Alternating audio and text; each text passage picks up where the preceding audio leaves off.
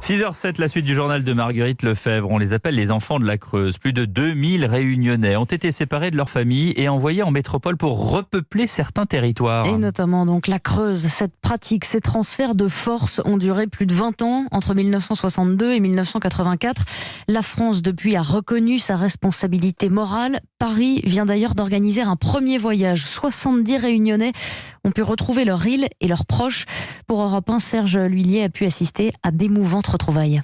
Un bouquet de roses à la main, Marilyn, 60 ans, attend dans le hall de l'aéroport sa sœur qu'elle n'a pour l'instant vue qu'en photo. Ah, c'est elle ça, Marlène.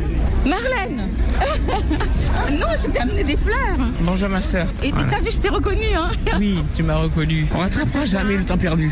Et c'est malheureux qui nous ait fait ça. Moi, je peux pas leur pardonner. Quand je commence à en parler, je peux pas. Tu vois bien dans l'état où je suis. On nous a séparés ici dans l'île. Mais toi, tu t'en rappelles pas. T'étais trop petite. À 15 ans, Marlène a quitté les plages de la Réunion. L'espace de quelques jours et en plein mois de janvier, l'État l'a envoyée dans un couvent à Guéret. On m'a mis chez les religieuses. On était leur bonne à tout faire. C'est de l'esclavage parce que du jardinage, le lavage du linge, le repassage. Il y avait des gens qui venaient de l'extérieur. C'était pas pareil. Elles avaient l'école mieux que nous. Des jeunes qui ont aussi parfois vécu bien pire, assure Valérie Andanson, porte-parole des enfants de la Creuse. Il y a eu également des viols, que ce soit les garçons ou les filles, des parcours inhumains. Nous ne réparerons jamais ce qui est brisé. Même si la plaie ne sera jamais cicatrisée, ces enfants de la Creuse profiteront de leur séjour ici pour demander à l'État une prise en charge totale du voyage au moins une fois par an. Saint-Denis de la Réunion, Charles Lhuillier, Europe 1.